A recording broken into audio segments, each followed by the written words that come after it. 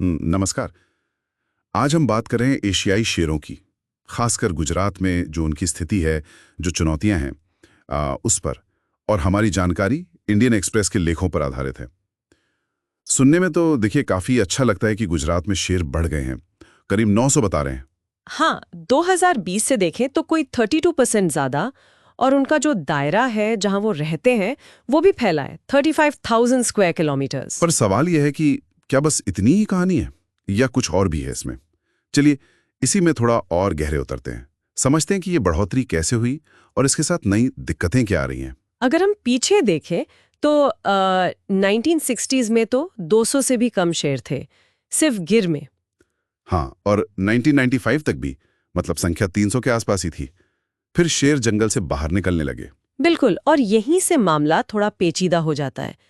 देखिए, 1990 से 2020 के बीच शेरों का दायरा, मतलब रहने की जगह, वो तो 430% बढ़ गई, बहुत ज्यादा। 430%? हाँ, लेकिन उसी समय में उनकी आबादी सिर्फ 214% बढ़ी। तो ये जो फर्क है ना, ये सोचने वाली बात है। अच्छा, मतलब जगह तो बहुत ज्यादा घेर ली, पर आबादी उतनी तेजी से नहीं बढ़ी, क्यों? हाँ, और इसका एक बड़ा कारण है सुरक्षित जंगली इलाकों की कमी। अब गिर तो है ही, और कुछ छोटी सेंचुरीज भी हैं जैसे पाणिया, गिरनार, मितियाला, लेकिन इनके अलावा सौराष्ट्र में ज्यादातर जमीन या तो खेती की है या बंजर है, या फिर बाग बगीचे हैं, सुरक्षित जंगल नहीं है। तो जब जंगल भर जाते हैं, शेर बाहर निकलते हैं इन इलाकों में। IUCN ने 2008 में स्थिति गंभीर से लुप्त प्राय तो कर दी, पर असल चुनौती बनी हुई है।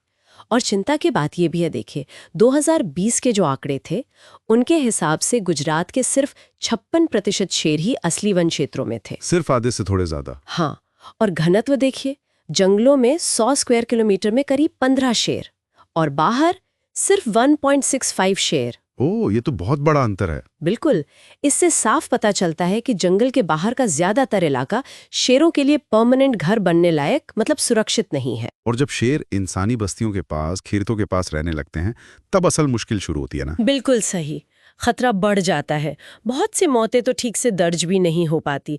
कभी बिजली के करंट से मर गए, कभी खुले कुओं में गिर गए, और कभी कभी लोग कह देते आत्मरक्षा में मारा, पर वो असल में बदले की भावना से हत्या होती है। लेकिन गुजरात में तो लोग शेरों को अपनी शान समझते हैं, गौरव मानते हैं।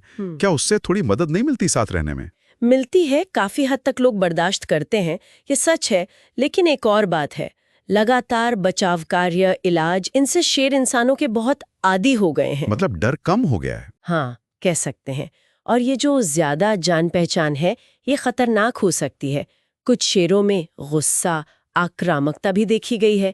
बिना उकसावे के हमले की खबरें भी आई हैं।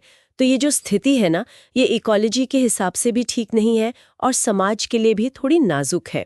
एक्सपर्ट्स कहते हैं कि साथ तभी रह सकते हैं जब इंसान और शेर या तो अलग अलग टाइम पर एक जगह इस्तेमाल करें, या फिर अलग अलग जगह पर रहें। दोनों एक साथ, एक ही समय पर, एक ही जगह, वो ठीक नहीं। बिल्कुल।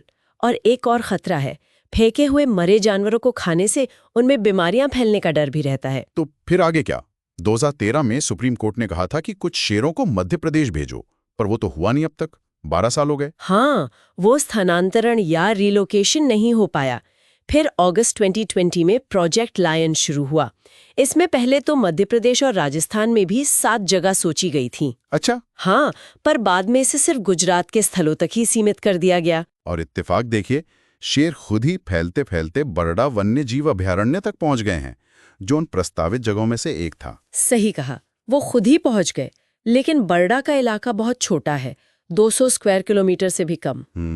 तो शेरों की एक ठीक ठाक लंबे समय तक चलने वाली आबादी के लिए ये काफी नहीं है। अगर हमें मान लीजिए 2000 शेरों का लक्ष्य रखना है, तो हमें बड़े, अच्छी क्वालिटी वाले जंगल चाहिए, और ऐसे जंगल जहां इंसानी दखल कम हो। तो बात सिर्फ गिनती बढ़ाने की नहीं है? नहीं, बिल्कुल नहीं।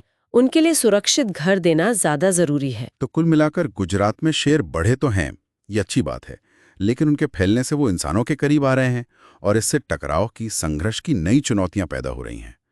तो अब जो कोशिशें हैं उन्हें सिर्फ गिनती से आगे बढ़कर शेरों के लिए काफी और सुरक्षित घर बनाने पर फोकस करना होगा। हाँ, और एक सवाल सबके सोचने के लिए छोड़ जाते हैं, क्या ये जो मौजूदा तरीका है बचाने का, जो मुख्य रूप से एक ही राज्य यानी गुजरात पर केंद्रित है, क्या ये एशियाई शेरों के लंबे भविष्य के लिए वाकई में टिकाऊ है?